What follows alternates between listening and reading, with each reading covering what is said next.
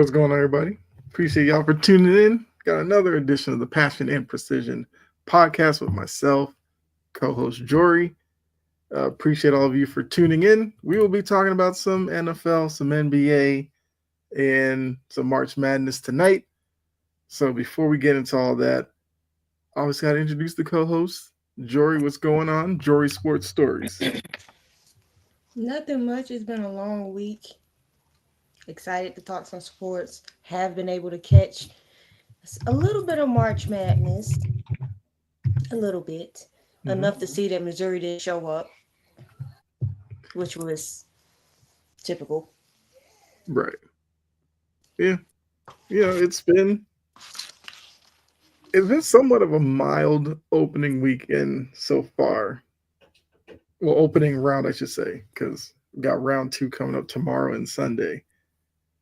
But I feel like big upsets are probably on the horizon. I know a lot of people kind of looked at this tournament as like one to go somewhat chalk, but we'll talk about that later on in the show.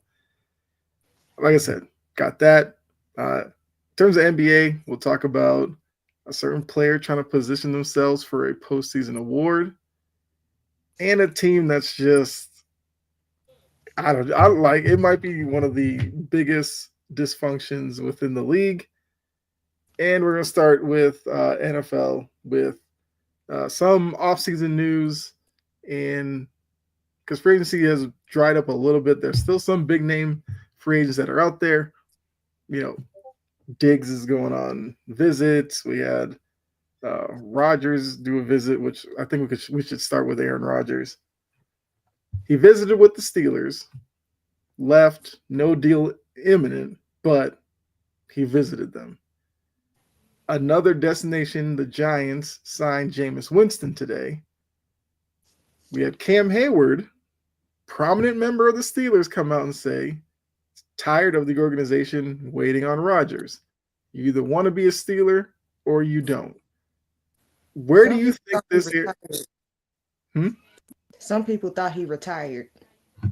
Yes. Like when you look at the Aaron Rodgers situation, where do you think it ends up ultimately?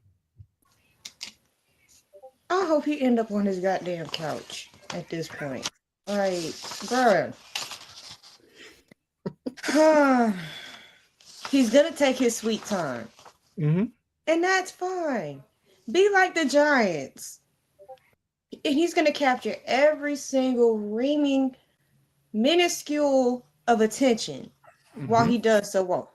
While he does so. This is what attention seeking people do. New York, they finally kind of said, we don't have time for this anymore. If it doesn't go right, at least they have Jameis Winston. Now, is Jameis Winston eyesight kind of iffy? I mean, he got that LASIK. Still didn't work. But if I'm people like Cleveland, Pittsburgh, and we see Cleveland that went into a completely different direction. Cleveland, Pittsburgh, other teams that are quarterback needy, I'm like, I begin to look elsewhere and let him take his sweet time, not yours. Once his time runs out, and all of a sudden he makes a decision, he will be. He's got to realize that the real world does not revolve around what Aaron Rodgers wants to do in his misaligned delusions. Nobody has time for that. And it's like he did this with the Jets. He held them by the hostage. He held them by the neck. He's doing it with these teams. The Giants just had enough of that crap and signed Jameis Winston. Cleveland's been looking. Pittsburgh, what are you doing? Why are you letting a 41-year-old dictate anything? It probably speaks to. So obviously Rodgers is looking for a situation where they're so desperately in need of him. They're probably going to give him a lot of what he wants. And at this point, I don't know what that is. Maybe it's a spot for his buddy Lazard or whoever, because Devontae Adams went to the Rams. He's finally cut the cord with Aaron Rodgers. I'd rather catch passes from Matt Stafford than Aaron Rodgers in 2025. So smart move by Adams. But like you look at the teams that are trying to get him. The Giants are supposedly involved. Steelers, Browns. These are teams that have been missing on the quarterback position for years now. And I think it's great that Hayward said what he said, because I agree with him. Like Aaron Rodgers in 2025 is not a guy that you should be whining and dining thinking that he's going to take you to some place like a Super Bowl. Like he's not that guy. His skills have eroded to the point where could he have a playoff appearance in him? Maybe. But going up against elite teams in the AFC or the NFC, depending where he signed, I wouldn't like him as a matchup against any of those teams. So, like, he's going to be a high-profile bridge quarterback. But then it's like, do you want your young quarterback learning under Aaron Rodgers? Absolutely not. And that's the dilemma these teams are in.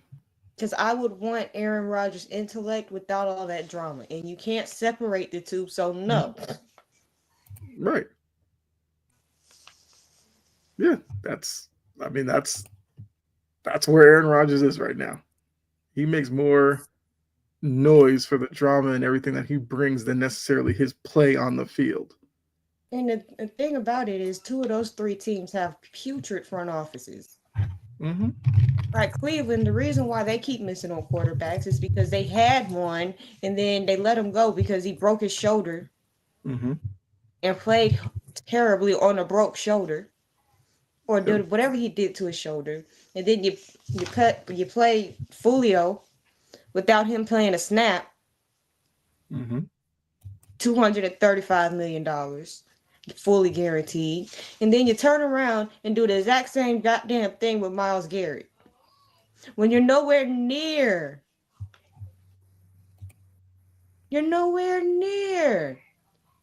ready to win right now. The defense, the offense got a ways to go. Yeah. And because you're stuck with that $92 million idiot at quarterback who won't be playing until 2026. It's like, and the Giants, their quarterback situation is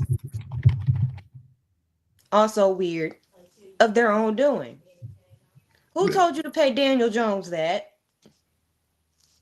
Which, luckily, they've gotten out of that. Luckily. But I mean, up until Jameis signing, you had Tommy DeVito as the only quarterback on your roster. And you're not an attractive franchise.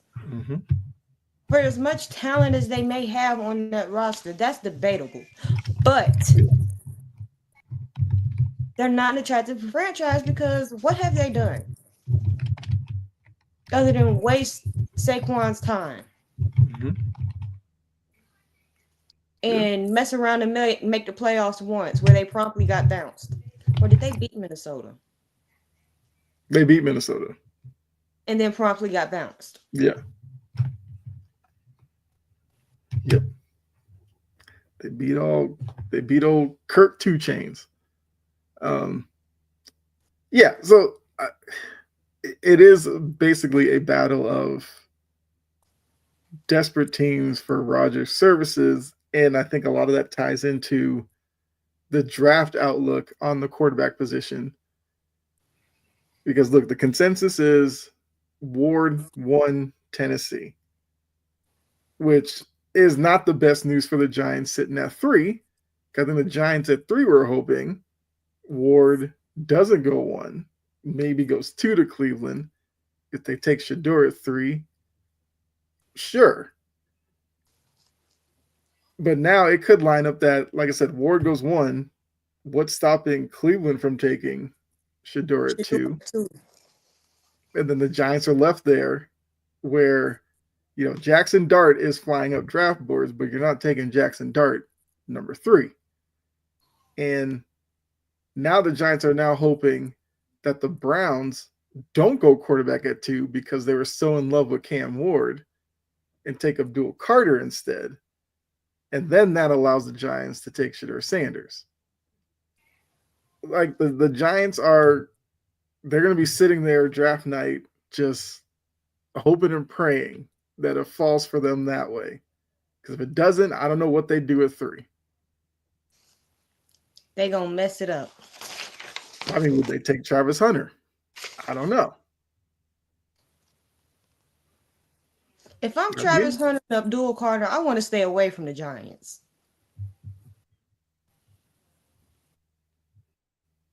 Yeah, I mean, look, the only thing that might be a draw to a young guy is New York. Because New York is like, big lights, bright, big city. The city stinks. Well, And I'm not getting on this. It's a beautiful city. Yeah. I loved it when I went. Mm-hmm. It just has that New York smell that I cannot get out of my brain. That's fair. But it's still a draw, I think, for young people. Especially with I'm about to say with the draft being there, but the draft's not there. It's in is it Green Bay this year? I think so. Yeah. I don't know. Like, that is one of the intriguing things with the draft, which I guess cheap plug for the draft. Side on the Sideline, we'll be doing a live watch party. Make sure you tune in for that. All right, so we can move off of Aaron Rodgers. Although, with all this talk about Aaron Rodgers, is Russ Wilson just forgotten at this point? Yes. Does nobody want him at this point? Somebody will take him eventually. Again, mm-hmm. Why? Russ a grown-ass man. What the hell are you doing waiting around on Aaron Rodgers to make a decision? You are a grown man. I kind of think that's out of his hands. I think the NFL views Rodgers as a better signing right now than Russ. So whichever team doesn't get Rodgers will probably call Russ and bring him in. They're both washed. That's the thing. They are both washed. That's fair. But we know Russ started the season well when he came back. And then towards the end, it was like 3 to 4 games straight of WTF was that. Mm-hmm. And Pittsburgh's season went down the drain with it. Yeah. I mean, look, they bring in DK Metcalf. Would Pittsburgh even sign up for another season of Russ? Why would you bring in a $30 million wide receiver and you don't have a quarterback to get him the ball? I would like to think that had to be some type of discussion with DK throughout the trade process. Like, or maybe DK has some idea. Because we know Myles Garrett has an idea he's going to play quarterback for the Browns. He just won't tell anybody. But it does seem like a weird move at this point. Yeah, I don't know. And once again, watch the Browns quarterback be Kenny Pickett week 1. And I'm going to look at Myles. I'm like, you hit this from us? For what? Look, if you're a Browns fan, would you rather have Kenny Pickett or, close your eyes and hope Deshaun Watson figures out how to play football again? It won't be this year. That's what I'm saying. Like, if you're a Browns fan, if they run out there week 1 and the quarterback can run under center and make a throw, like Kenny Pickett might get a big pop if he completes his first pass of the season. That level of confidence they haven't had in a few years. All while Baker Mayfield's in Tampa Bay, loving it, laughing it up. Chilling. Yeah. That's what the Browns get. That's exactly what you get. When you're a bad team and do bad team things like this is exactly what you get. Yep. Yeah, Aaron Rodgers deserves to go to a bad team. Just not mine. That I feel like some writer threw that out there one Yeah, day and like it made never me heard so of it mad. again. I'm like, why would you do that? Mm-hmm. Why would Borgs, I'm gonna call him Borgs because I really Mm-hmm. can't pronounce his last name. Why would he do that? Knowing you got the number one pick, why would Mm-hmm. you ruin that young man with that malicious idiot, intellectual idiot, airbrain? Mm-hmm. Like, why would you ruin Cam Ward? I'm calling it now with the smooth brain idiot of a quarterback who think he know everything. I don't know. I feel like it was just some writer just looking for attention. They got their 15 minutes of fame Yeah. because I promise you, Titans Twitter was on 10, adamantly not wanting Rodgers. That was the most Mm-hmm. unified I had seen them in a minute, and then it went all the crap. Yeah. So at this point, I was just before we move on. If the Titans didn't take Cam Ward at 1, what would you do? Not watch the team, Okay. not this season. I'm like, because that means we trying up out there with Mr. Mayo Man himself again, and I'm like, I've seen enough.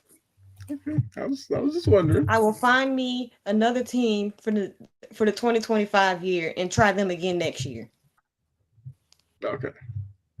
They better not try out Will Levis as a starter. I mean, yeah, they probably shouldn't. I mean, he's sitting on that Mayo commercial money right now. He's got a fallback plan. All right. So if anything else happens in free agency, obviously we will talk about that next week. But some other teams made some news because this time of the year we always get these proposals from teams for league rules. Like this is always the time of the year where like Belichick would. I know Belichick for like a lot of years would propose like more camera usage, like along the goal line Of and all course this kind. he would. But it's like he was like, we have technology out there. We have all these calls that are like 50-50 that are missed all the time. Throw technology on the field and get it right. It took a while. We got the pylon cam. We got all that because he kept pushing In for it. essence, he was right. I mean, what he was proposing, I was like, why would the league not do this? But, you know, it's Belichick. It was Belichick that suggested it. That's Yeah. why. And now look at him. He's kicking it back on the beach with, I'm not going down that road. I'm not doing it. I'm not. I have moved on. Vrabel is doing my the coach now. airplane. Vrabel's my guy right now. Belichick can do what he wants. Like he's oh, seeing that picture, I was like, this man's almost 80 and he's just throwing his joints at risk for a photo op. Like, what are we doing? But he's earned it. He's earned the time to do what he wants. More power to you, Bill. But yeah, so some of these teams have introduced some interesting ones. So I'm gonna start you with let's start with the Lions. So the Lions have proposed a couple. Do you guys think Hulk Hogan will make a comeback? What's going on? Mustard, ketchup, mayonnaise. Interesting name. I'm sure there's a story behind it. See, that's the question you guys say for Meaty Boys on Tuesday. They're the wrestling show. All I'll say is, I hope not, because Hulk Hogan does not interest me in it in 2025. That's all I'll say about that. He's terrible. No. Next. People like him. The Lions have proposed. Interesting perspective. Okay.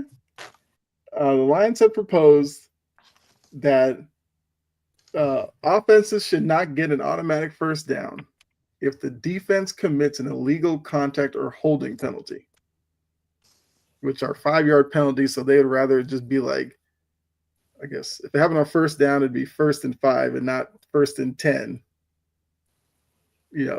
5 yards down the field, basically. So, what do you think about that proposal from the Lions?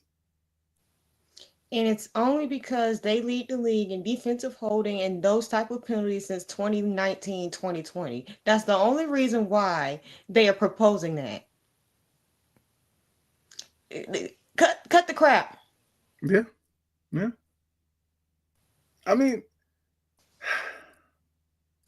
yeah, because it does say Detroit was called for 11 defensive holdings in 2024, which was double the league average. So, yeah, they're a team that this would benefit a lot. But I do kind of think they're onto something because I've been saying this for years.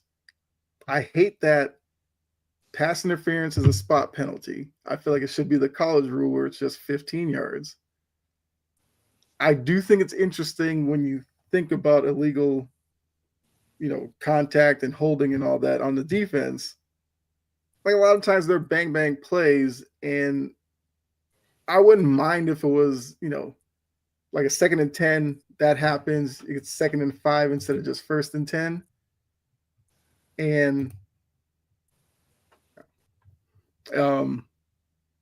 just continue that way. Like I don't hate this proposal from the Lions, but I feel like if they were gonna probably get any traction, I think somebody needs to propose the pass interference thing. Please. Because I hate that one.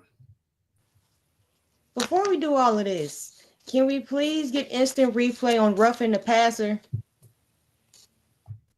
That has to be coming down the line. Please. Yeah. I'm so sick and tired of these quarterbacks getting away with bloody freaking murder. Mm-hmm. Then you got teams like the Packers who wasting their goddamn time trying to ban the tush push because they can't stop it. Instant replay for roughing the passer. Stick to the plot. Mm-hmm. Stick to the plot. Yeah. Yeah. I mean,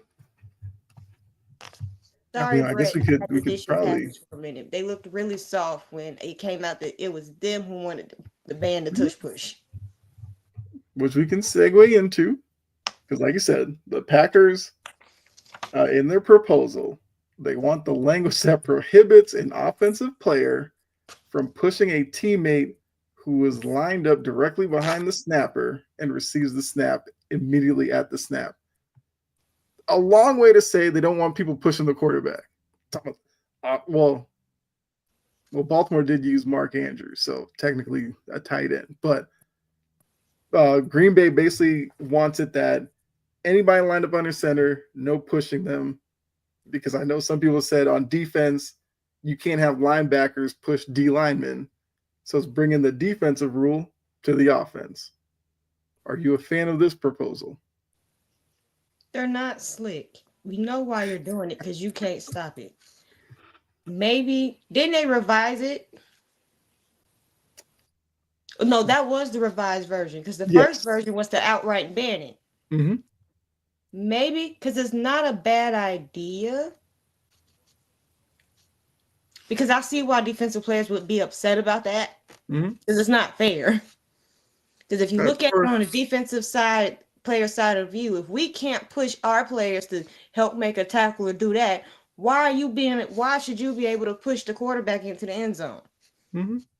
I can see why. Or Frankie Louvu jumping offside 4 or 5 times trying to stop it. But then again, the tush push wasn't allowed for a period of time. Then they changed the rules to allow it. Mm-hmm. How about we learn how to stop it at the same time? That's true. Now they not jumped off the top rope with ban instead I was going to add real quickly before you keep going.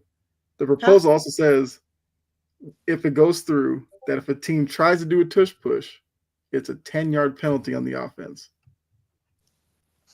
That's some bull. That's what it says. They soft as hell. That is soft as hell. You already gonna ban the play, but a 10-yard penalty for that? Yep. So you want them to run a full ass play on the 1 yard line? either that or I guess do the QB sneak like before with just the quarterback lines up there and then they go forward. I don't know. Like part of me understands it. But part of me like views it like you where we saw Buffalo try to do it. Josh Allen was stopped. I feel like teams are trying to figure out why the Eagles are so good at it as opposed to their success rate. And look, part of it might be because Jalen Hurts is a really strong quarterback. Right. That might be it. But, they have figured out a way where third, fourth, and short, like it's almost a guarantee at this point they're going to get it. And I don't know how defenses would stop it. Like we saw Chris Jones lining up sideways trying to stop it. That didn't work. We saw Luvu try to jump the snap. That didn't work. Hilarious. Right. And he did it twice. And the official, like, if they're purposely trying to do it, we'll award the touchdown. That's not what they're doing. Like, he's trying to stop it. It was just that Jalen Hurts, being smart, realized Luvu was doing that. It was like, okay, we'll just hard count it then. Like, it's so I feel like maybe viewers don't like it because it's not maybe visually pleasing. It looks more like a rugby type thing, but it's a football play. So I don't know. I guess we'll see if that one goes through. Like we know the Eagles aren't going to vote for that. So which side will have more support?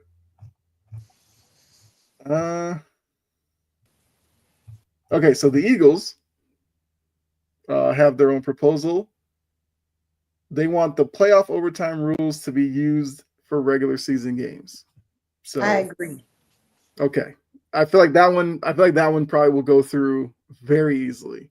That one makes the most sense out of all of these ridiculous ass proposals. Some of this crap sounds utterly ridiculous. And the Packers look small. 10-yard penalty for a tush push. You freaking kidding me? Well, I think with that's technically in the rule book already if you assist a carrier like that. I think that's already a 10-yard penalty. So this would just add the tush push to it. But yeah, I think the Eagles one goes through because why not use it in both the regular season and the postseason? And I guess if you don't know what the difference is obviously treated as an extra quarter. Each team gets the ball no matter what happens on the outcome of the first possession. Whereas the regular season, if the first team scores a touchdown, that's it. Playoffs, first team scores a touchdown, the opposing team gets the ball to try to match. Like that's how it would go. So I think that one goes through. Seems like you're on board with that one. NFL, get that one done. Now with the Lions in this whole reseeding, that's how I was about to go next. The Lions have proposed that playoff seeding needs to be changed in that the only team that should really get the advantage is your top seeded division winner gets the number 1 seed, they get the bye. So for them, after that, you just seed by record, which if they did that last season, you would have division winners like the Rams and the Bucks be your 6 and 7 seed instead of your 3 and 4. And we saw how the NFC North had 3 teams double-digit wins, where only one got a top 4 seed, the other 2 are wild cards. You'd get those 2 teams up in the top 4 and would get home games. What do you think about that one? Cut that crap. Win your division. Just win your division. I'm like, because I see a scenario where if we do it by the record, there's a division winner who plays in a bad division and beats up on bad teams who wins the division, but because their record is what it is, they don't make the playoffs. I foresee that happening. So are we saying that it doesn't matter that you don't win your division? No, cut the crap. Win your division. I get the point. Like I get what the issue is, but doing it by record and ignoring strength of schedule and all of that other stuff, which the division placement actually takes into account for, is kind of counterproductive, don't you think? Because I mean, I did talk about the NFC. The AFC would have looked somewhat different as well under this proposal. So the AFC would have been Chiefs 1, Bills 2, Ravens 3. Like Texans wouldn't have been 4. The Chargers would have been 4 instead. Then Texans 5. I guess Steelers 6, Broncos 7. So the AFC, the only thing that would have changed would have been the Chargers would be a top 4 seed instead of the Texans. But the NFC, like I said, would have looked pretty different. And look, this is a proposal like we're going to see another season like the NFC North had this year again, where you have a division winner win, where they win 15 games. Then you had your second place team win 14 and third place win 11. That doesn't happen all the time. For the most part, the way the playoff seeding works out, it is basically based off of record. The only thing that might be different is like the NFC South has been a division where you could win that with 9 games, and like your first wild card might be a 10-game winner. Like it's not that big of a difference, but like I said, the Lions are clearly overreacting to this past season. They are. They really are. They're being dramatic. I agreed with them with the first one. Or did I? I did. This one is off the wall. Off the wall, because you're pretty much saying the division doesn't matter. And your divisional placement is the games you play in your conference. Well, let me not get my wording messed up. Like your divisional ranking is your record of the other teams that you play. And because it is divisional competition, your strength of schedule comes into play, i.e. Rams and Seahawks. Right. Come on, Detroit. Come on. And I'm glad they're putting these teams on blast. Yeah, the NFL lets us know, like, if it's a coach or, well, I guess the coach is just usually the organization, but yeah, they let us know which organization's really pushing for this. And look, part of the Lions' influence or reasoning for this would be, once again, last season, the Vikings would have been the number 2 seed. The Commanders, who beat the Lions in the divisional round, would have been the 4th seed instead of the 6th, so the Lions wouldn't have faced them again. So that's where it's coming from. Just like I saw through that penalty thing. I'm like, it's because they got 26 defensive holding and those type of penalties within the past 3 to 4 years. That's the reason why they want to change the rules now. Yeah. Also, they're not slick. The Lions didn't stop there either. The Lions out here trying to fix the NFL. This one I don't think is that big of a deal. Like they want to prevent players on IR counting towards the roster limit. So, like that's whatever. I get it because they're not on the roster; they're on injured reserve, and they're not taking up a roster spot until they come back, until they're designated eligible to return for IR. Yeah. Well, not even that. Right. Well, the Lions saying like if they're designated to return, then they would stay. They would count towards the 90. But Detroit had like 21 players on IR last year who all counted towards the 90. They're like, roster flexibility, do all these guys need to count towards the 90? No. So that one I think. How about we stop that one has a good chance. How about we look at our strength and conditioning departments? I mean, yes, that's probably something that has to be talked about within the building. Like, instead why are all of these guys in here like that? About IR roster spots. Do any of these teams take the reasonable approach first?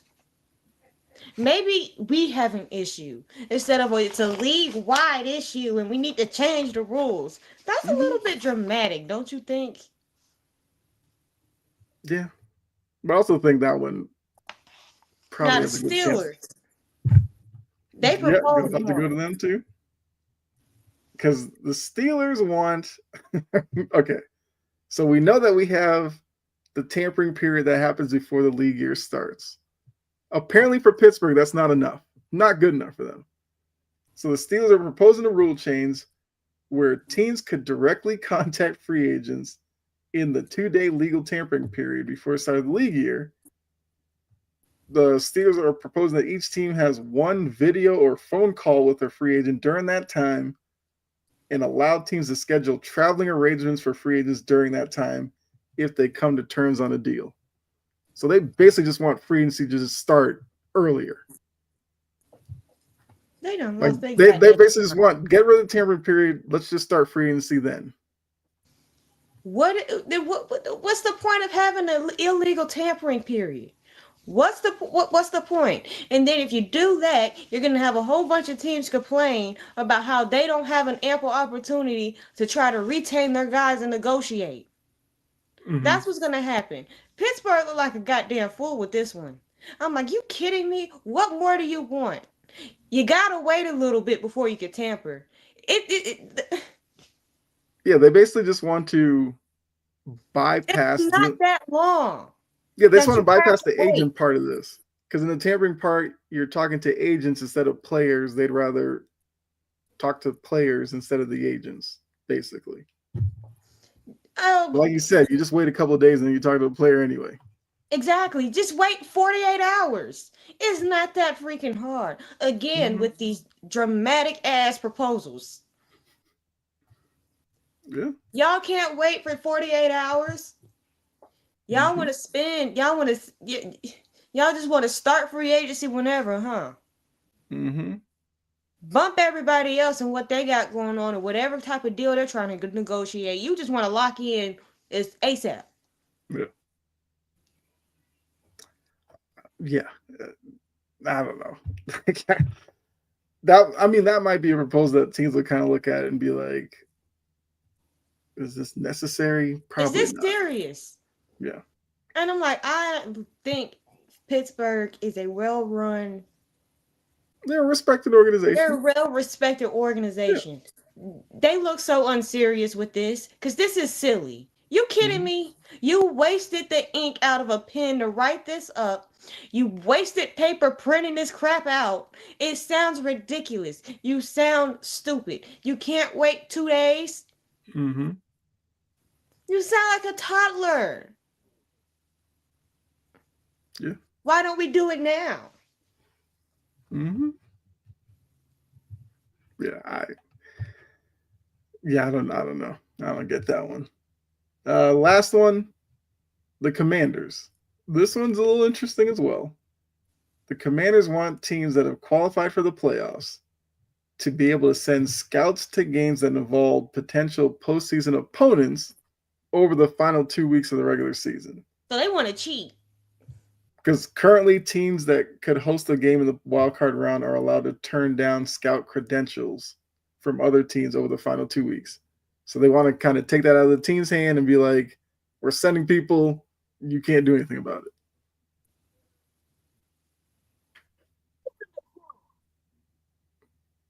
it. Where is the decorum? Where is it? Where? I don't see any right now. Mm-hmm. So you just want to cheat. That's what that sounds like. They want to better enhance their week of film study by having firsthand knowledge from the scouts on what's going on. That's all they're looking for. Somewhere, Bill Belichick's on a beach like, this sounds like some Spygate type stuff. See, he was onto something. Just wrong part of the field, we know.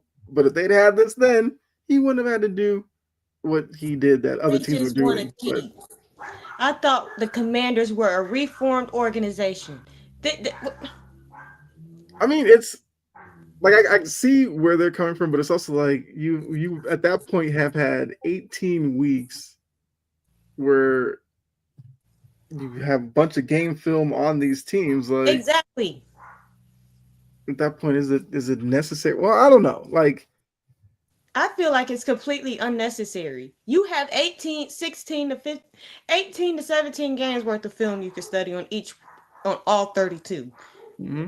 Why? So you can get firsthand knowledge of their tendencies. Especially Or for when a they do Commanders this, then team. I know this is coming. But I think what's weird, maybe it's because the Commanders made the NFC Championship game last season, and this is their proposal. Like clearly, they were ready for the wild card round because they won that game. They're clearly ready for the divisional round. They won that game. By the championship round, like you should have. I mean, they didn't like perform terribly against the Eagles or anything like that. Like it was just a learning experience for them. I would have thought something like this would have came from a team that lost wild card weekend. It was like, we could have scouted better. So maybe the team who's Ridiculous. proposing this is a little interesting, but This is ridiculous. It yeah. sounds like just like the NBA GM surveys, just absolutely off the wall, off the charts, ridiculous. Mm-hmm. I thought Washington was a new organization. They're just trying to get their voice heard. That was unnecessary. Absolutely unnecessary. You have Then, 18 weeks of yes. film. Mm-hmm. This is not college. Mm-hmm.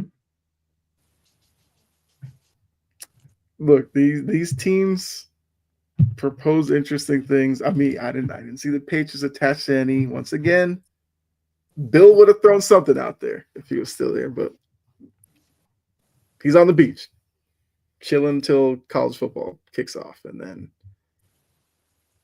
I don't know. Is he going to show up at keg parties now? Like, what's Bill going through these days? I don't know. A late life crisis. Yeah. Go ahead, Bill. Do your thing. That's all I'll say. Love life, Bill. Love it up. What's going on, John? T. Higgins gets screwed on a contract. No, because he signed it. Yeah, I mean, what is it? It was a 4-year deal with 2 years guaranteed. His hope would probably be in 2 years the Bengals are somewhat in a better position and he could just get an extension out of it. He signed it. I'm thinking this man is a $30 million wide receiver, and he just signed for 27.8. Well, I think we talked about when he changed his agent and representation. We were like, he clearly wants to stay.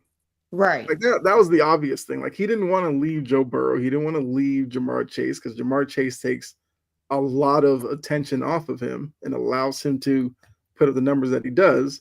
And Joe Burrow, we know, is a great quarterback. So in his mind, he may have wanted 30, but he thought, 27.8 is close enough for him to be happy for a couple of years. Now, look, the Bengals have other issues, obviously, defense, line, and all that, but they got Burrow, Chase, and Higgins at least for 2 years together. They're playing hardball with Hendrickson, and I'm like, well, Hendrickson's supposed to be trying to trade. I have not seen one rumor about him anywhere. Why? Like, I'm like, why? Unless he's asking for something crazy that no team wants to deal with. Like, what's the point in trying to score 50 points a game when your defense allows 51? Look, they'll be a great red zone team. They'll be a great they'll be like a red zone darling team. Well, so the thing is, how many offenses in the league can put up 51 points? They may win some games because they face offenses that just aren't good enough to keep up with them. How'd they get beat by Baltimore? Twice. They should have won both of them games. I mean, we're told Baltimore is an elite offense. But it's really not. Yeah. Yeah. But still, the point Jameis stands. Winston. We talked about this, John, but yeah, Winston got 2 years, $8 million from the Giants, which I think, as we can both agree on, this is their fallback plan if the draft does not fall the way that they need it to. Yep. For them, they need what they would have wanted was Tennessee to fall in love with Abdul Carter, take him 1. Browns take Ward. They'd have Shador sitting there at 3, and they take him. But now with Tennessee supposedly in love with Cam Ward, taking him at 1, they now have to hope that the Browns don't like Shador enough to go elsewhere, whether it is Abdul Carter, pair him up with Myles Garrett, or if they, I don't know, if they are intrigued by Travis Hunter or something like that and leave Shador at 3.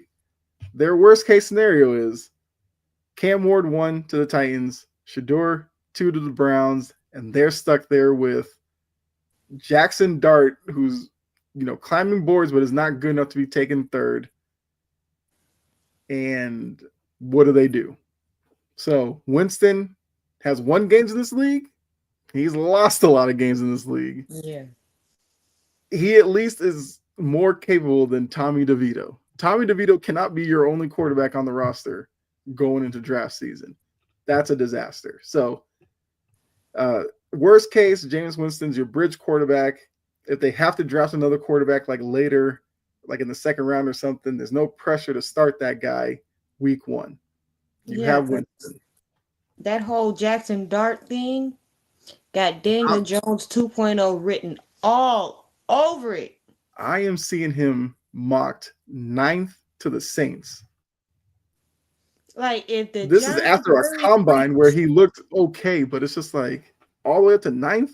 That seems way too high. They fall in love with Jackson Dart and reach in the draft at 3 to draft him. That is Daniel Jones all over again. That fan base would lose their mind. And look, Jackson Dart may be a good quarterback, but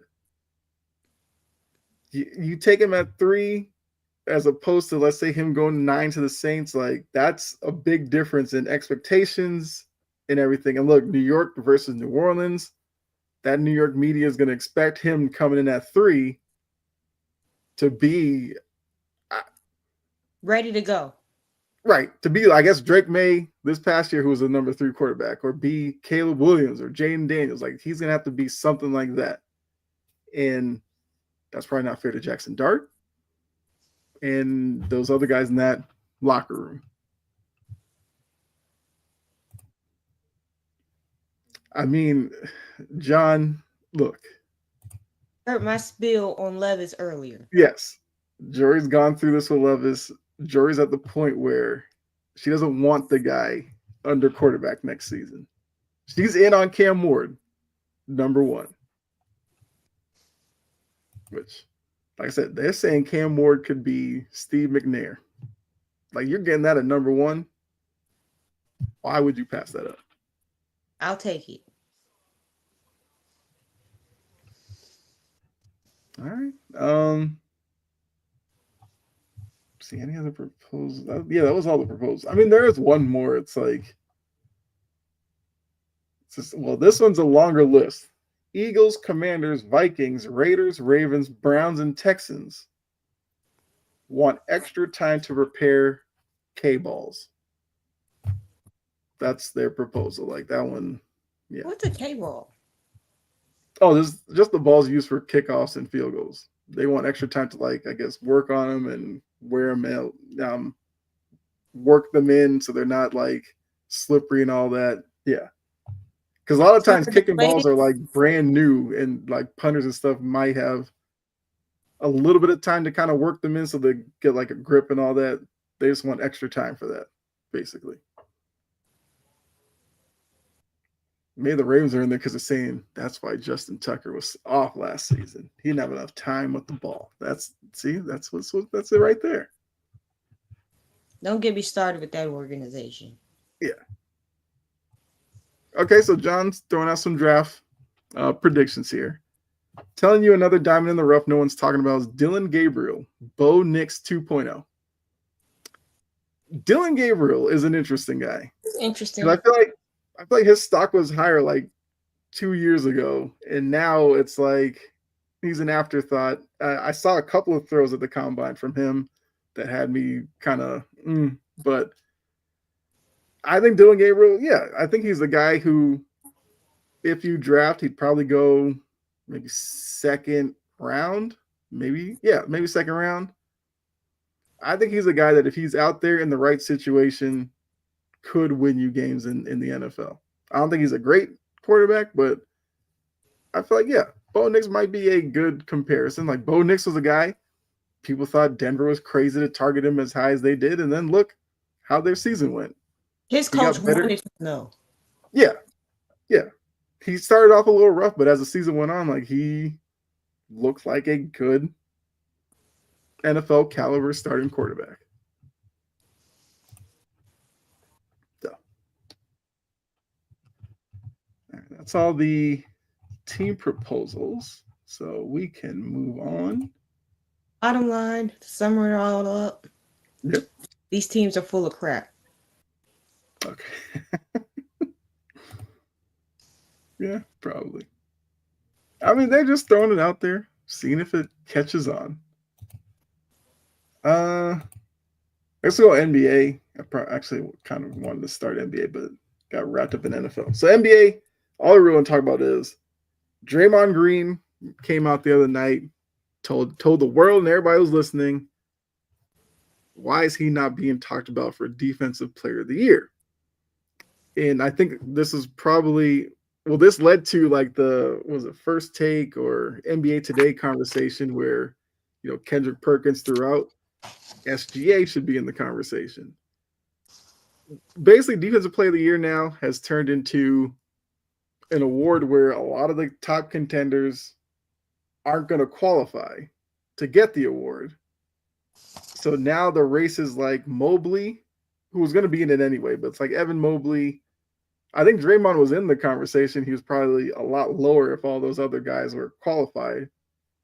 Mm-hmm. I think SGA was going to get some love for Defensive Player of the Year. But now, knowing what we know, is Draymond a legit Defensive Player of the Year candidate? Draymond should want an extended stay at the psychiatrist. Crazy tale self. But he has a reasonable case because if people were healthy, we're not even talking about Draymond. We're talking about Wemby. Or we're talking about Anthony Davis. Mm-hmm. And Rudy Gobert won't be getting any more hardware anytime soon.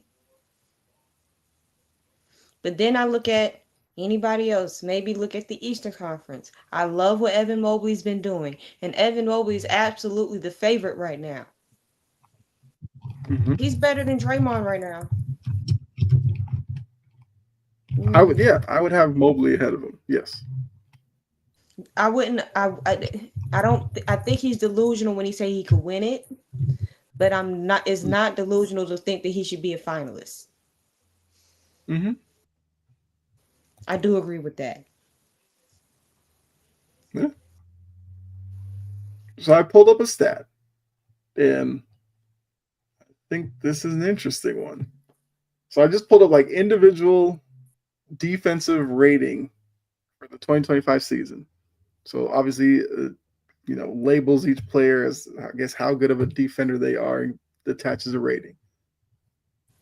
The best player was Jalen Williams at 106.6. He's only played 61 games so far. Isn't he hurt? Yeah, he's hurt right now, so he probably won't get to 65. Mm-hmm. SGA is number 2 in the league at 106.8. He's already qualified. He's played 66 games. Alperen Sengun is next on the list. He qualifies. Jared Allen qualifies. Amen Thompson's next. He only has 60 games, but he could get to 65. You got Zubac. You got Duren. Evan Mobley is at 108.1 and has played 61 games, but he'll probably qualify.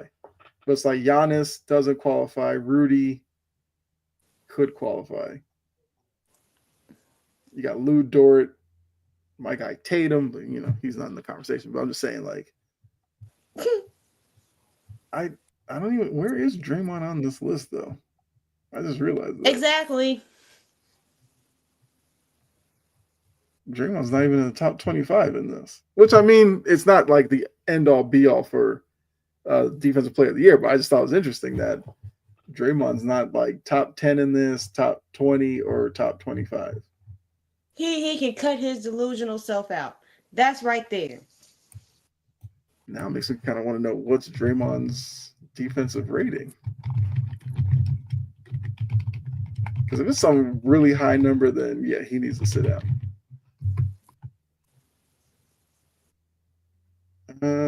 Well, his is 108.4. So why was he? He's only played 56 games this year. He's not even freaking eligible. He can be quiet. Yeah, loudmouth. Well, I mean, he is healthy. They have 13 games left. He'd have to play 9 of the 13 to get it. I can tell you why Cat's not mentioned, because Cat shouldn't be mentioned. Like, you see that man out on the perimeter? No. He is lost in the perimeter, and he's selective when it comes to paint defense. Absolutely not. Mm-hmm. I do agree. Dyson Daniels is a really good on-ball defender. I will agree with that, John. Yeah, if he wasn't in Atlanta, maybe he would be getting some more love. If a lot of the players weren't in Atlanta, they'd be getting some love. Although Dyson Daniels' rating is 110.8, so his is even worse. But yes, Dyson Daniels is a good defender.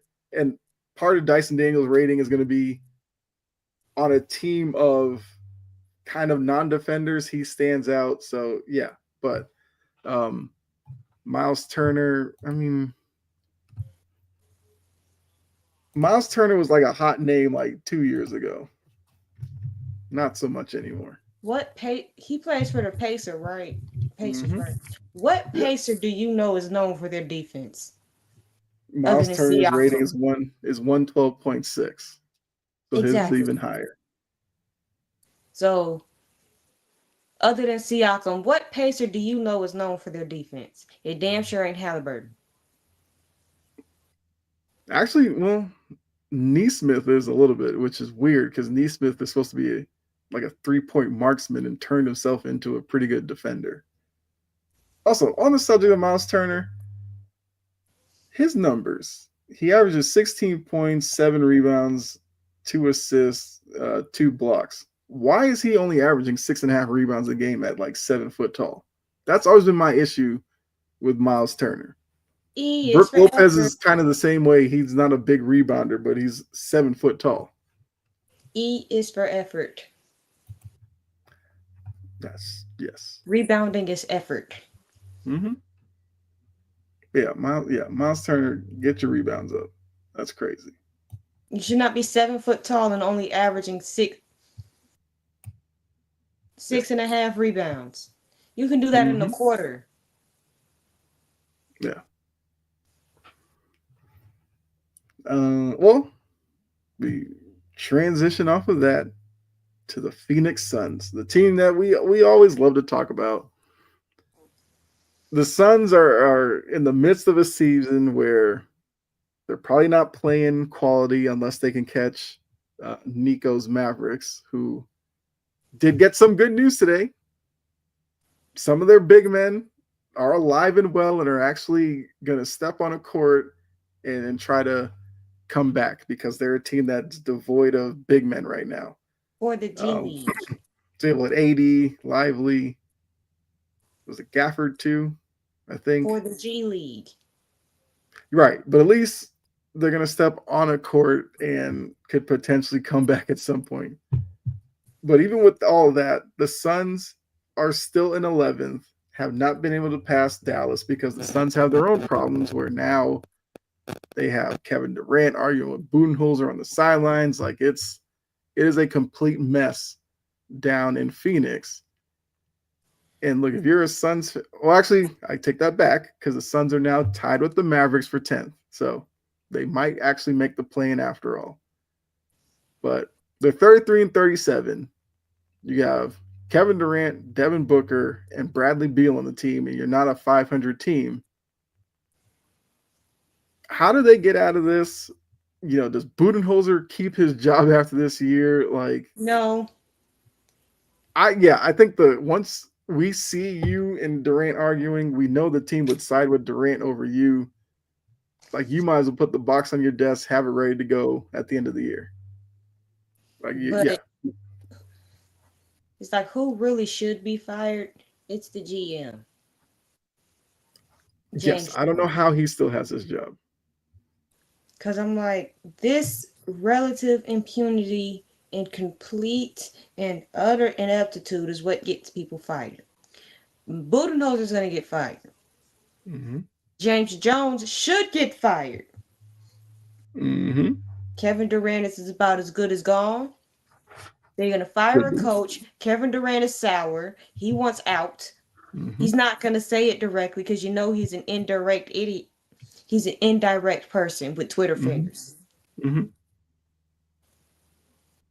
And I'm like, at this point, with as much money as you shelling out at 3 players and the holes in your roster and the holes in your leadership and all this other crap that you got going on, just tear the whole thing down.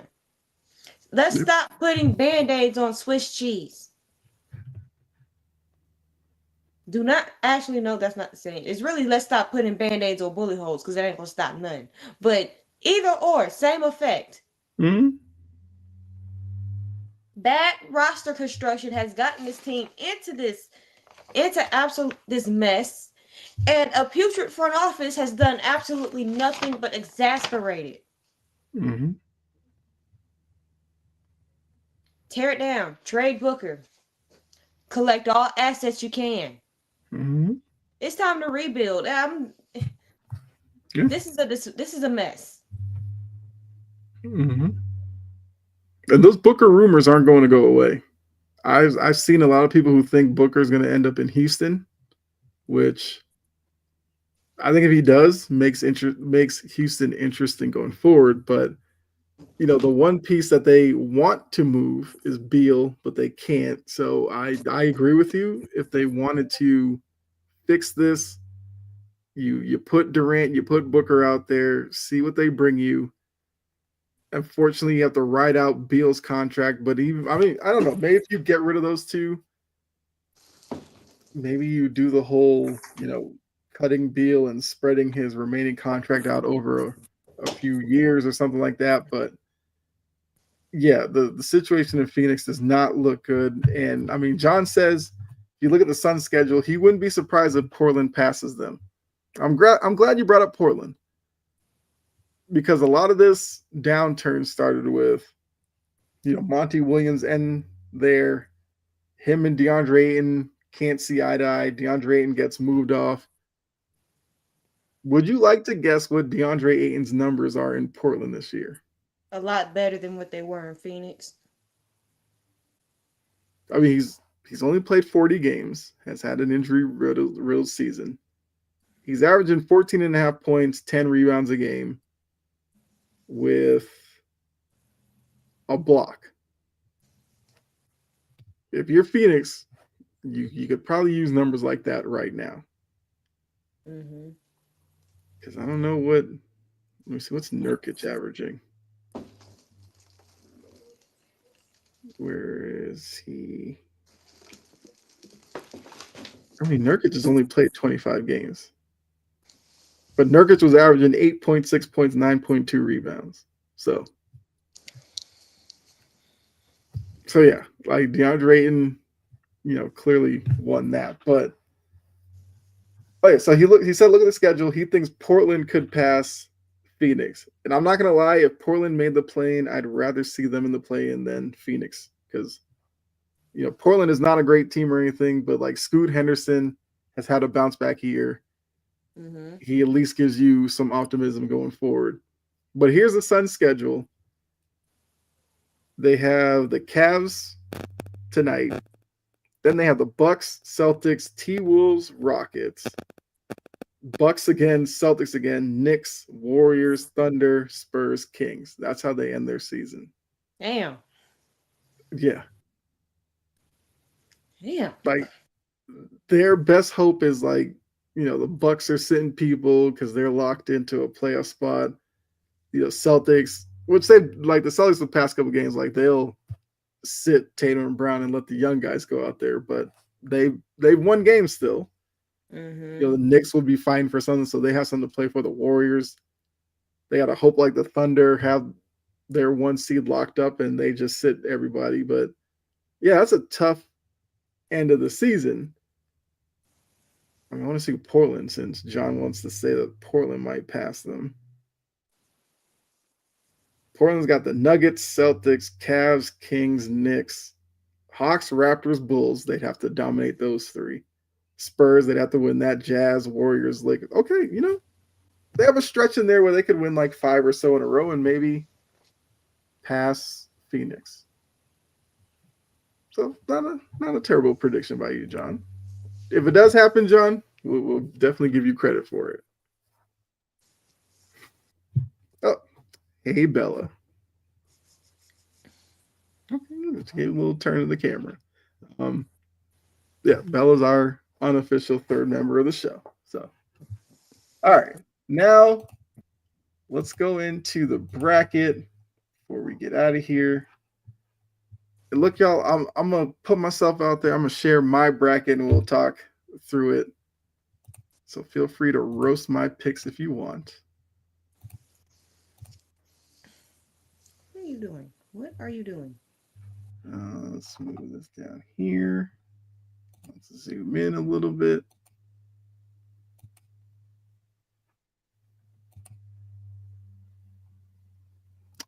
Is that readable?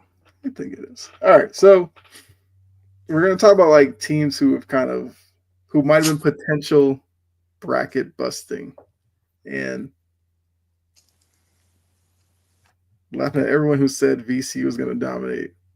Well, I was one of those. Yeah, I had VCU making the Sweet 16. Mistakes were made. Hindsight's 2020. But yeah, I feel like teams who might be busting some brackets right now. Unless there's some team you wanted to point out,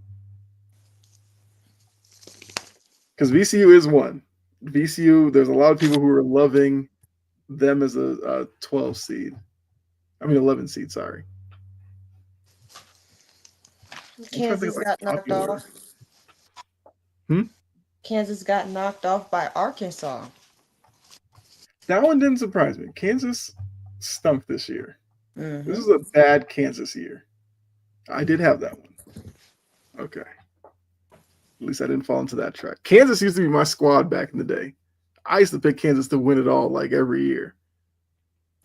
Especially, Paul Pierce came from there. Paul Pierce was one of my favorite Celtics, so I always liked Kansas, but I don't know what's going on with that program now.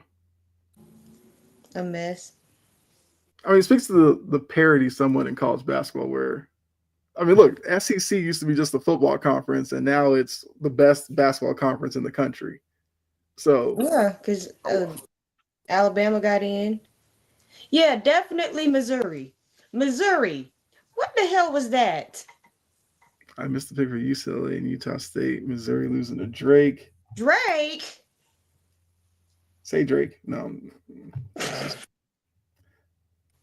Yeah, we don't need to go down that road. I had Missouri in that one. That was a popular upset of Drake because I remember wire to wire. I remember like Cottrell talked about Drake. I think Shalley talked about Drake. So Drake was getting some love, but I did think Missouri would at least get through that one. Then I had Texas Tech beating them. So yeah, Missouri was definitely one that a lot of people probably missed out on. Colorado State beat Memphis. Yes, that one. I mean, they had Penny looked disgusted on the sideline during that game. Mm-hmm. Like I had Colorado State in that one. I didn't believe in Memphis, but Memphis was a team that I think some people thought could do a little bit better this season. Yeah, I think Penny might be. I don't know. Penny might be on his way out down there. Maybe. I don't know. But um, I missed the pick for UCLA and Utah State. So UCLA, they are here. Yeah, UCLA dominate. Oh yeah, I did pick Utah State. Dang it. All right, so a lot of my big brain underdog picks didn't necessarily work, but My team's won. That's all that mattered. uh Bama beat what was it? SI, what was that school's name? They made it a lot closer than it had to be. Yes, it was a struggle for them. I'm like, really? Where is Bama? Bama is up here. Robert Morris. Yeah, Robert Morris. I'm looking at this like, you kidding me? We are not going into this NCAA tournament playing like this. Well, a lot of these big name schools, like for a team like Alabama, they might have, the pressure of being a 2 seed might have affected them game one. But then you might see like the Alabama team you're used to against St. Mary's. Like they may come out and just blitz St. Mary's. Like for some teams, they just have to get past the first game and then they're fine. They've been there before. I know, but it just seemed like because Alabama's getting a lot of love this year, where some people have Alabama winning it all or making the Final Four. If like Alabama wins it all, I promise you'll get the most insufferable version of me the internet has ever met. Because now I done lived through a whole bunch of college football championships. Mm-hmm. Now you add a basketball championship. Oh, insufferable.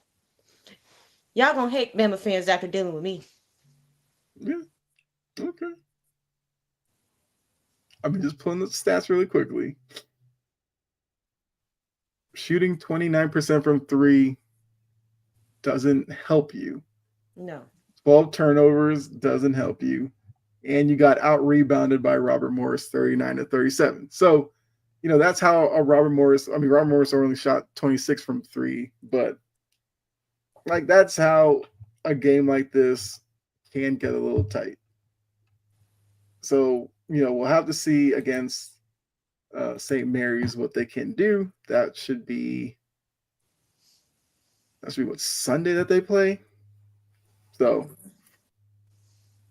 yeah. So John says issue with Bama is the defense, but they can shoot you out the gym. They can play defense. Sometimes they just choose not to. Yeah. We're gonna reword it to that. Yes. Selective defense. I mean, look, if you're a team that can shoot out the gym, that's something that can happen. Like they're willing to give up a 2 because they know they can make a 3 on the other end. But I mean, St. Mary's they probably should beat. I had them beat VCU. They're not going to beat VCU. I will say, I don't know if Trajan was watching or not. Wisconsin did show me something. I like that Wisconsin team. They're a 3 seed. If they can get past a tough BYU, and if they were to meet Alabama, I think Wisconsin would make it interesting for Alabama. Like Wisconsin's a team they're kind of methodical offensively, but they get good shots and they usually make them. If they don't, they're good on the glass. Like that's a team I could see giving Alabama some trouble. Mm-hmm. So I think that would be a matchup to watch. St. Mary's, I don't know if St. Mary's scores enough to even stick with Alabama, even if Alabama's defense isn't necessarily there. I feel like Alabama could just outshoot St. Mary's. But Wisconsin, that's the team I would definitely look for. And while we're sitting here talking about Alabama, I would like to give them a shout out because both of their teams made it. The men and the men's, women. Yeah. Aaliyah Nye is she gonna be something serious? She can shoot. Mm-hmm. The girl can shoot. Yeah. I think that's all. I think it's cool where you get your men and women's team both in a tournament at the same time. Like that's yeah. I mean, you got 68 teams on both sides, so it does happen on a few occasions, but yeah, it's cool. Um, well, North Carolina's mini Cinderella run ended today. Ole Miss beat them. They stunk. I did have North Carolina winning that one, but like North Carolina got it to within 3 and then couldn't score. And I was just like, y'all did all this. Same thing I said about Clemson. Clemson was getting destroyed by McNeese State, made this big comeback to lose by 2. And I was just like, that's Clemson for you. But John, since you're in here, John, who is your Final Four? And I will show you my Final Four while we do whip around more. Well, I'm going to show you right now. I've got Florida, Auburn, Tennessee, and Duke. I got Florida winning it all. I watched Florida in the SEC tournament, and I was like, that team right there, that was going to be my team to win it all no matter what. I don't like you right now. I know. Yes, I understand. I'm just saying. All the other teams you could have picked, it was that one. I mean, you're probably not gonna like me for the fact I have who do I have beating Alabama again? And I have Duke beating Alabama. You're probably not gonna like that. Ew. I really don't like it right now. But even Duke, I think Duke's gonna have an interesting matchup with Baylor.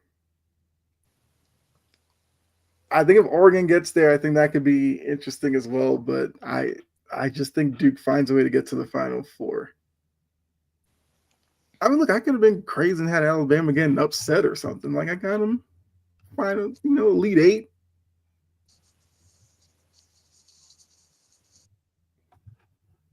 Well, I mean, here we go. Duke's going all the way. Okay, so Jordan, who do you have Duke beating in the final? How many years have you said this though? I need to know. This is Duke's year. How many years consecutively have you said this? But who do you have them beating? I thought I could probably predict it. Or Florida, Tennessee. I'm gonna say you have Duke beating Auburn. There you go. John's got Florida, Bama, Auburn, Tennessee. That's a sin. So you went all SEC. That is a sin. Not gonna lie, I almost did that. SIN. Sin. A cardinal sin. Why did you put Auburn at the end and put Tennessee after Bama? Damn. Okay, so John, that's your Final Four. Who do you have winning it? Rolleth. I'm gonna guess. Let's see if I can guess John. I would say John has Florida winning it all too. I'll say John has Florida beating Tennessee.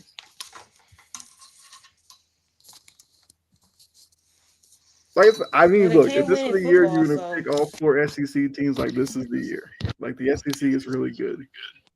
I mean, I liked Houston, but I couldn't pick Houston to get the Final Four over one of these SEC teams.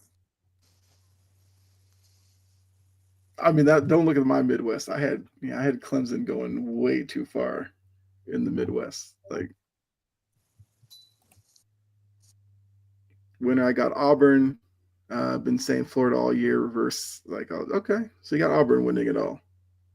Sin, we're not friends. Oh yeah. Last thing an Alabama fan wants to hear is Auburn winning it all. Yeah. We are not friends. Auburn is a fun team, though. Auburn's a fun team to watch. No, they're not. Well, okay, yes. I mean, look, those top SEC teams, they're all fun. Like, I like watching Tennessee. I like watching Florida, Auburn. I do like watching Alabama. I hate all of them, but I hate Auburn the most. Well, I mean, you have to, yeah. Bama, you're supposed to hate Auburn.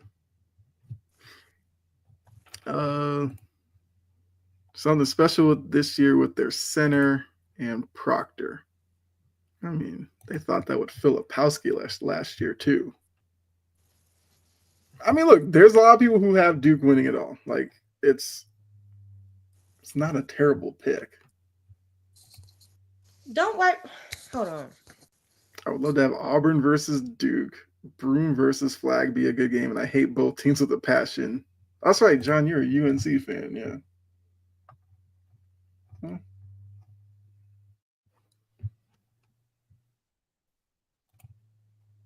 Duke, Auburn, Florida. Can't think. Man, you better figure out who your fourth team is. So who do you have Duke beating? You have Duke beating. Well, Duke's on the same side as no. Duke, Auburn, Florida. Okay, so you have Duke beating Auburn or Florida. I don't know if I definitely don't think Duke would beat Florida. Auburn. I really like that team that we won't mention if they went up against Duke. Tennessee has good defense, Jordan, for your fourth.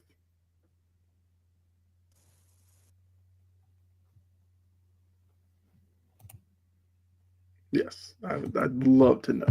But yes, Tennessee defense. Well, I feel like every time we talk about these SEC teams,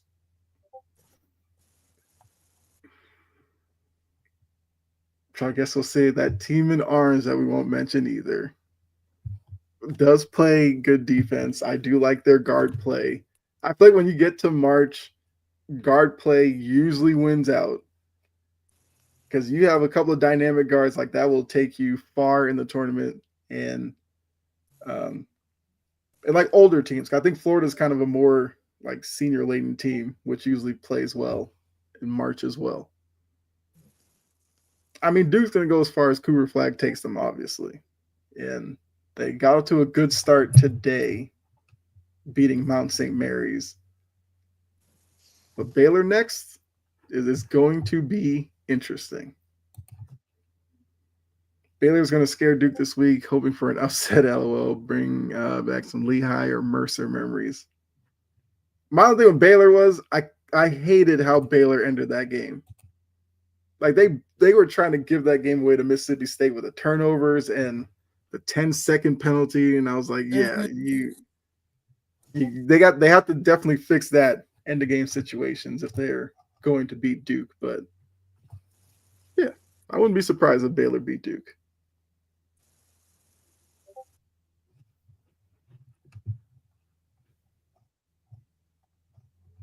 Do I have any bracket that looks pretty good? My West is still kind of pretty much intact.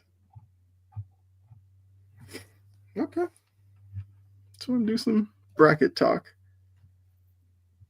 I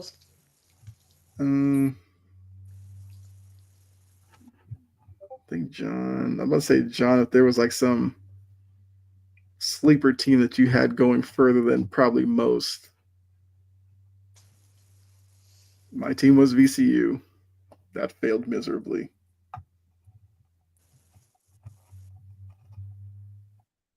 Looks like we get the New Mexico pick right. Good. Marquette's another team because I have a list of teams that March. I don't care where they're seated. Outside of the first weekend, I don't have them going further than Marquette is one of those teams. Clemson normally is, but then I went against my own rules and it burned me. Arkansas. I have Arkansas beating St. John's and then losing to Texas Tech. I did like Arkansas's performance against Kansas, although Kansas, like I said, wasn't a good team this year. I know St. John's is getting a lot of love too, but like I said, I got Arkansas beating them. But it's going to be fun. Rick Pitino versus, I almost call him John Paterno. Calipari with Arkansas. That's going to be a fun matchup. SEC. They have beef. They sure do. Yeah, from Calipari's UMass days. Like they have beef going all the way back then. John, Michigan State.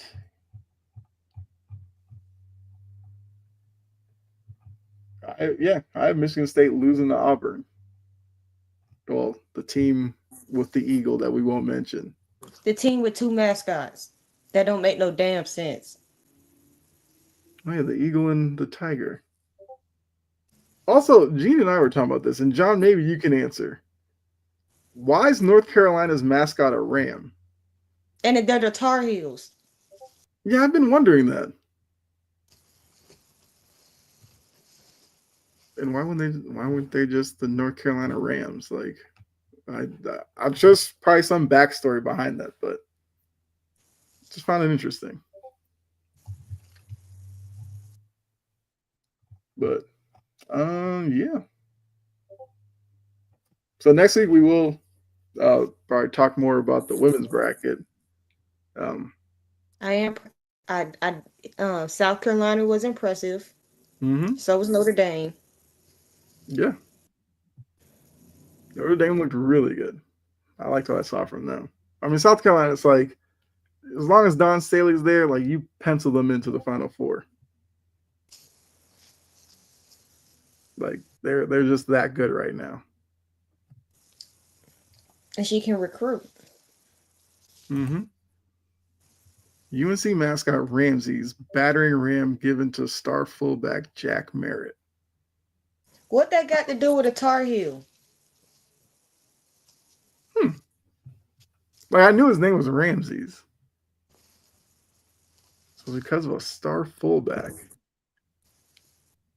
I mean, like I said, I'm sure there was a backstory. But yeah. So yeah, the Tar Heel. Or I mean, what would you even use as a mascot for Tar Heels though? That's also a good question. Yeah. So yeah, I mean, if you're gonna use a ram. Yes, this part I did know. Named Tar Heels because of the history of the state for its tar and its pine trees. They could have had a tree. They could have had an inflatable tree as a mascot. I mean, yeah, Stanford, like Stanford's the cardinal, and their mascot's a tree, which some of these colleges. That's another one. Yeah, Stanford's the cardinal, which you could literally have a cardinal as your mascot, but then they have a tree, because I know California's known for their big trees. It's just like too much. Mm-hmm. So yeah, it seems like the Tar Heels are the ones who should be a tree. But the ram does look cool. I just wondered why. So now I know. Learn something new. For a fullback. Now ask Auburn why they got two mascots. Right. They have the tiger and the war eagle. I don't know. Some of these schools. Like, Alabama's Crimson Tide. They got an elephant. Okay. Like, BC has an eagle. They're the Eagles. Like, it's very simple. Origin of the Ram, North Carolina's mascot dates back to 1924. 1922, the star fullback Jack Merritt was given the nickname the Battering Ram. Okay. Yeah, I mean, so that's deep history with it. Okay. I understand it now. It's something I've always wondered about. Because I would always see like Duke, North Carolina games, Duke's the Blue Devils, and here comes the Blue Devil. The North Carolina's like they're the Tar Heels with a ram, and I was just like, yeah. Also, one time with those mascots, they should get into a fight. Just like the game where like Hansborough got elbowed in his nose, and there's that picture of him with the bloody nose. I was like, the mascot should have gotten into it during that game. Dick Vitale would have lost his mind. Let's see. So it looks like Arizona's going to beat Akron. Okay. What games are on now? New Mexico beating Marquette, like we said. Who else is playing? Is that it? Okay. So we got round 2 to look forward to tomorrow and Sunday. So as hectic as Thursday and Friday were, you get the same thing on Saturday and Sunday, which is why I say that this 4-day period is one of the best on the sports calendar. Like you got games going from noon until basically midnight. There's a game on. Loved it. And you can mix in the women's tournament too. Like you were just, it's just a lot. Like I was on like the March Madness website where they allow you to watch like 4 games at once, which basically is the most games they'll have on at one time. Then on the TV, I was watching women's basketball. I think doesn't USC play tomorrow? I believe so. So you get some Juju Watkins in, and then you could check out some of the men's games. Watch for Aaliyah Nye. Aaliyah Nye. I got the name. Yeah, I'd like to watch the women's game, but usually I catch a lot of these teams during the tournament. So, like, we all know Paige Beckers, we all know Juju Watkins, but yeah, there's a good chance for me to learn some lesser known players on some of these squads as well. Potential Connecticut Sun players if they don't trade everybody away. It's hard, I know. I'm just like, I was already locked in. Like Natasha Cloud, I know her. She was there for like 2 days. I got traded, and I was just like, all right, I'm with Diamond DeShields, who did a Celtics broadcast the other day when they did their all women's broadcast, and I was like, see, the Celtics are leaning in on Diamond DeShields. Like, y'all can't trade her now. And then give it 2 weeks, she'll probably be gone. But season of transition for the Sun. I'm here for it, I guess. All right. So we'll take that down. So normally we would have final burn at this point. I don't know if you have a burn for this week.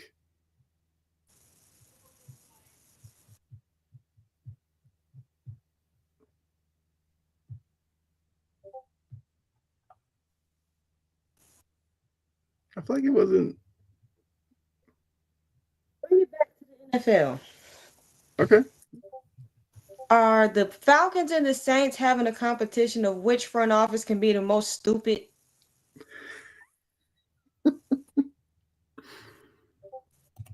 Yeah.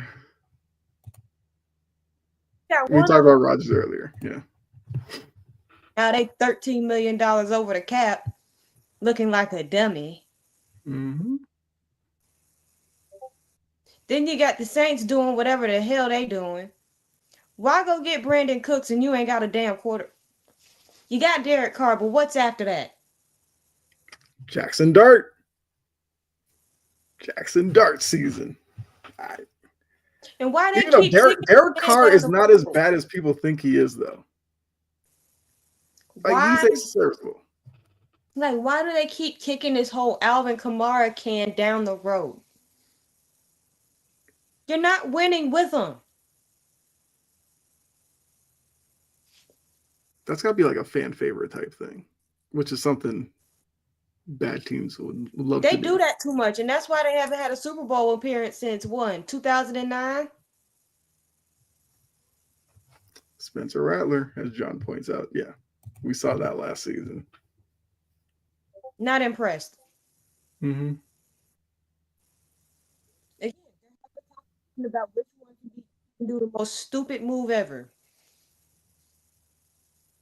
Right now, the Falcons got it by a lot. Got it by a tad, but the Saints creeping up. Yeah. That's it.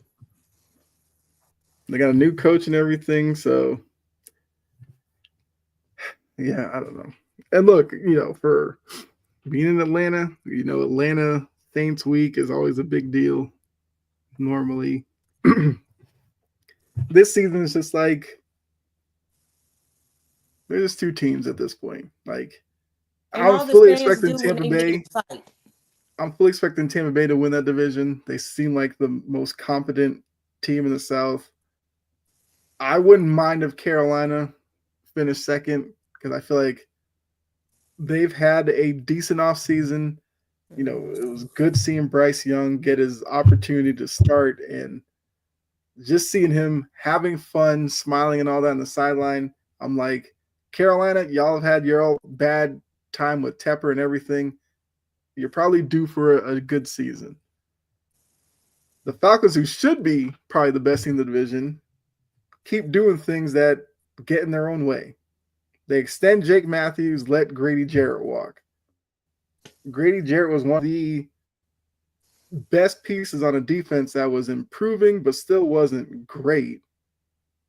But Grady Jarrett's getting up there in age. I get it, but he was still productive in the middle of that line. Like, And we're the going to see thing what they is, do to combat that. And how many years have the Falcons needed a freaking edge rusher? it's been since John Abraham. Like, they tried everybody. Dante Fowler, Vic Beasley, biggest scam artist. He had that great year at Clemson, got to the NFL, couldn't sack anybody. And So John has a question. Who wins the AFC South? I'm going Jags, Colts, Titans. You got Houston going last? you need to go to bed. It's time to go to bed. Wow. Hey, if Mr. Duval wins that division, I don't even know. No, I'm not even mad about that. It's where the Colts at. Colts They seem don't to get have a a lot of love. quarterback. They have Daniel Jones, which is a half of a quarterback. What are we talking about? And Anthony Richardson still freaking stinks. Mm-hmm.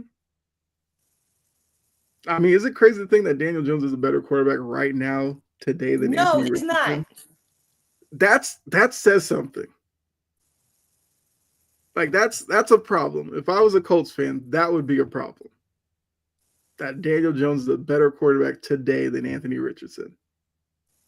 Like, I'd be asking, like, is he not developing correctly? Is he just not that good at all? And, you know, it's just the pick stunk. Like, I don't know.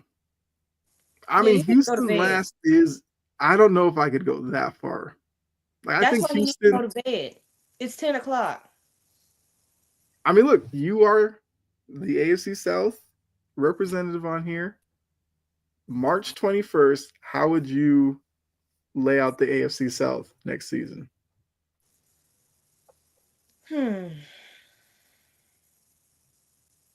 You want the realistic version or you want me being delusional?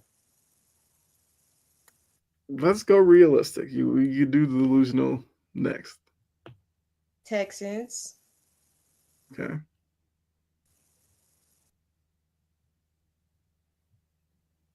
Mm-hmm. no. Oh, no.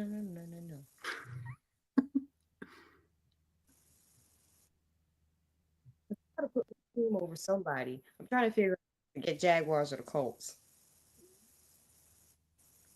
Because if we get Cam Ward, that automatically puts us in a better quarterback situation than whatever the hell is going on up 65. Mm-hmm. That's, yeah. Then I would, Jacksonville,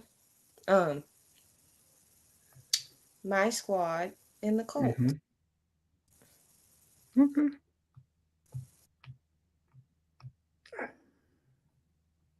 I mean, I think one thing can be said. The division's going to be better next year than this past season. Now, if Trevor Lawrence stinks and Cam Ward is who he say he is, Mm-hmm. my team gonna get that second spot. Okay.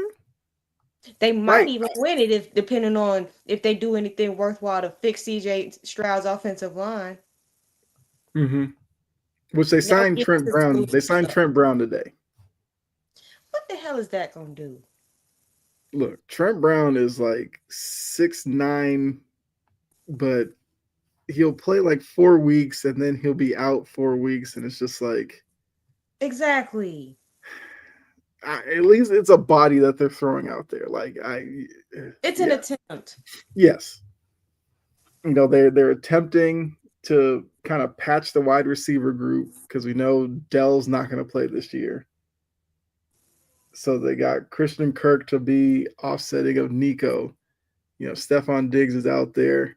And so John's asking, will you flip a table if the Titans don't draft a quarterback in the first round? We already went through this earlier. You're going to have to just press replay. Yeah. I'm not going through all of this all over again. Yeah. I mean, Crib Notes version, she might. Yeah, if I'm looking at the South, I think the interesting part is you could probably make an argument for any one of these teams to win the division and have a legit argument for them. Because like you said, if Cam Ward comes out and is Jaden Daniels' rookie season, then yeah, the Titans could win that division. If CJ Stroud plays like his rookie season, you think Houston is probably the most talented team on paper because of the past couple of years, then they could win that division. George Foreman just died. Oh, snap. For real? Yeah. See, I know my phone buzzed for something. He was 76. Crazy. Sports world. I mean, George Foreman was a boxer back when boxers were bigger celebrities. He had the George Foreman grill. Him from the boxing. I only know him from the grill because he had one. Yes. I mean, look, that's something that's going to keep the name fresh for everybody. It was the grill boxing career and the fact that all of his sons are named George, which obviously makes it easier on him. But if you're the kids, it's like if he just yells George, what are we supposed to do with that? Which one are you talking about? Right.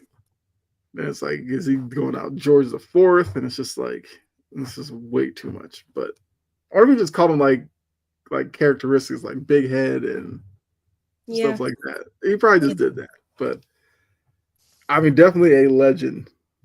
George Foreman dying. That's crazy. Yeah, I guess back to the South, it's like if Cam Ward is like Jane Daniels, yes. If Trevor Lawrence, if Liam Cohen fixes that and Trevor Lawrence ups his game a little bit, sure.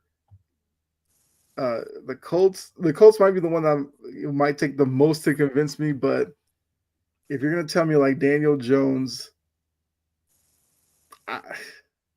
is 75% better than Anthony Richardson, sure, maybe.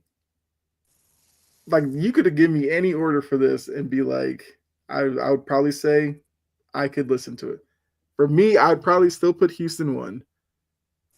I'd probably go Titans 2, Jags 3, Colts 4th. And there's a part of me that wouldn't be surprised if like the Jags and Titans had the same record.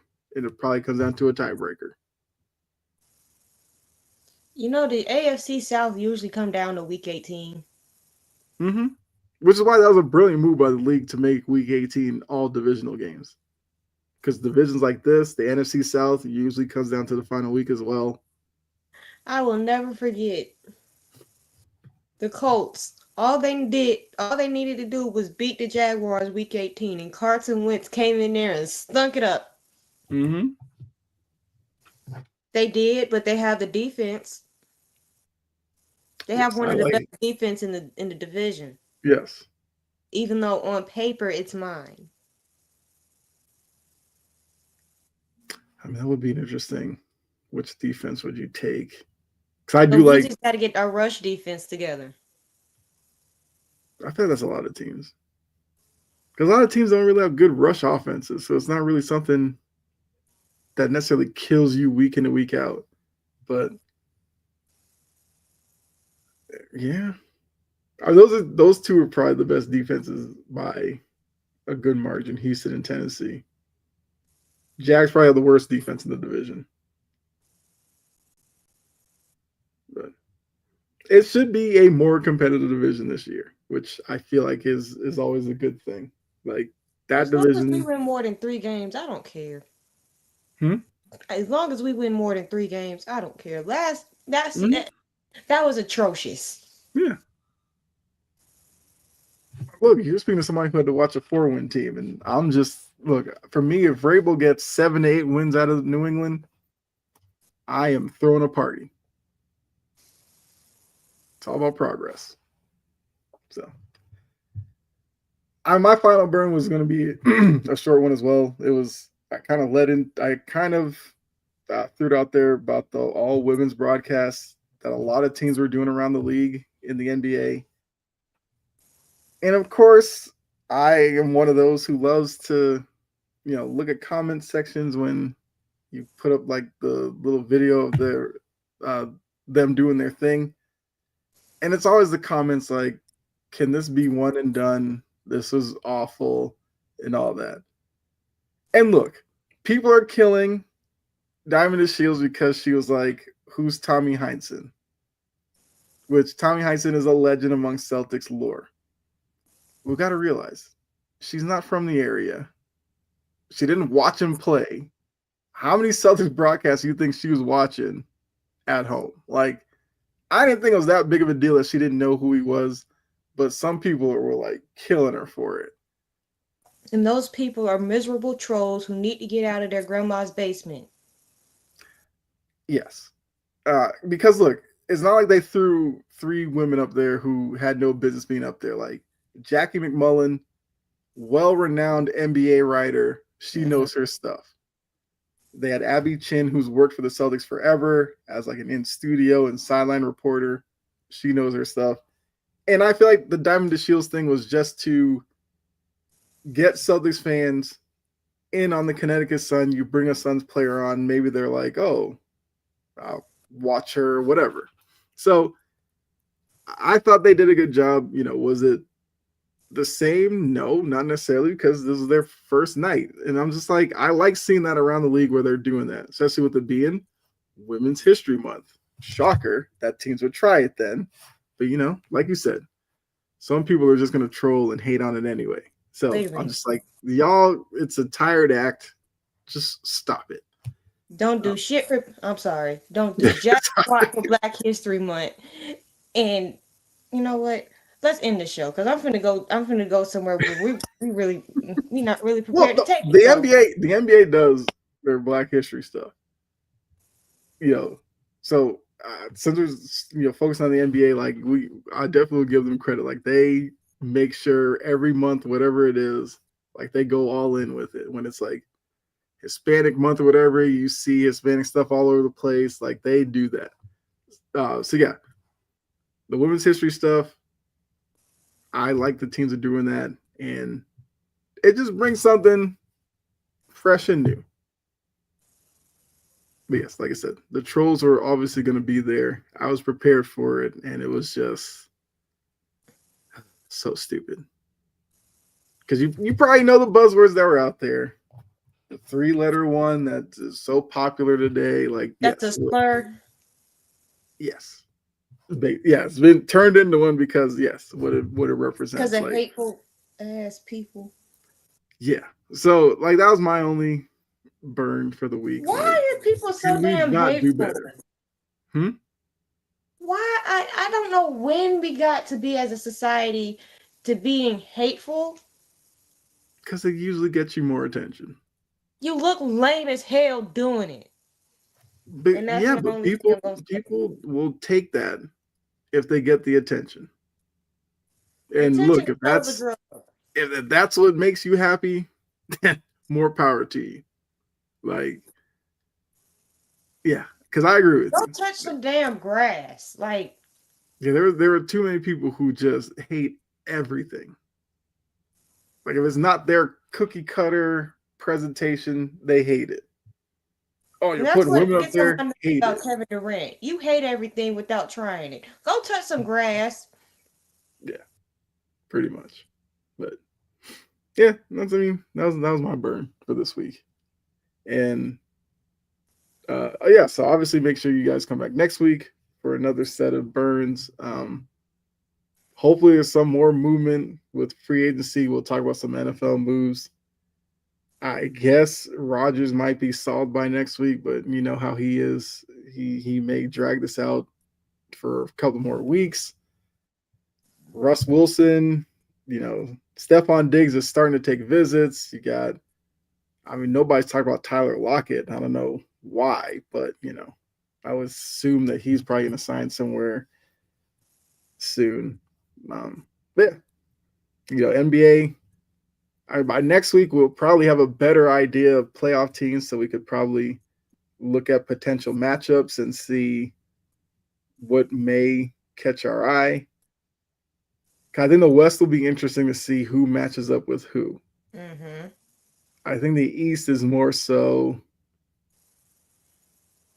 I guess, how the 3, 4, 5, 6 layout might be interesting. And hopefully Detroit, I'm rooting for Detroit to get as high of a seed as they can. Like they have become good to watch on TV. Couldn't say that for about 15, 20 years. To say that. It has been forever. I'm 24. It's been a good minute. Yeah. Like I was watching the other night against the Heat, and they pulled out a close game late on the road, and I was like, that's a sign of maturity. Like it's a team that's just all it took was a coaching change, and they now look like a real team. Pistons will pass the Bucks. Look, like I said, I am rooting for the Pistons to get as high as they can. Bucks, I don't think care about their seeding. Like they just want to make sure Giannis is healthy and avoid the Celtics. Is on First Take talking about I was wrong after Bronny has 17 points in a blowout loss. Give me a break. Give me a break. I mean, I read up on that game, and they were like, Bronny had the crowd in oohs and ahs as he took on Giannis. I was like, okay. It was literally a 20-point loss. But they said, like, Giannis was on skates, and then Bronny lost the ball out of bounds. So I was like, so y'all built this up for him for a turnover? Like, what are we doing? And I agree. It was probably easier for him to play in a game that's well out of hand. There's no pressure. Like if he gives you a 17-point performance in a, one score game, okay then. I was wrong. Be quiet. Damn. Right. Look, people were just waiting for that one moment where they could, obviously for Bronny. I mean, career high. There you go. He's got that. It's probably on his Wikipedia page. His career high of 17 points. Will he get playoff minutes? That's probably the next challenge. But, like I said, we'll obviously look more at the NBA next week. Like, we'll be another week closer to the playoffs. Most teams have 13 games left, so probably be under 10 by the time we're here next week. We'll look at the stretch run. Starts. Yes. And I know you're getting more into baseball, so I don't know. Maybe during the season we might talk a little baseball because you're a Braves fan. I'm a Red Sox fan, and obviously your team's at a better position than mine. But I feel like both teams have some optimism this year, varying degrees. So we can probably talk about baseball for sure. Jordan, if you're still in here, your Yankees are a bunch of bums. And that's not even coming from me. Love it. Yu Darvish on the decline.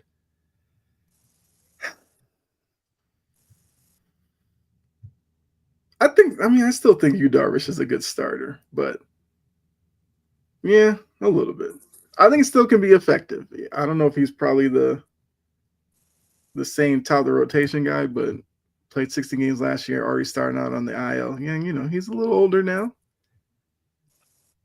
I still think Yu Darvish is a good starter, but yeah, he's probably a mid-rotation guy now.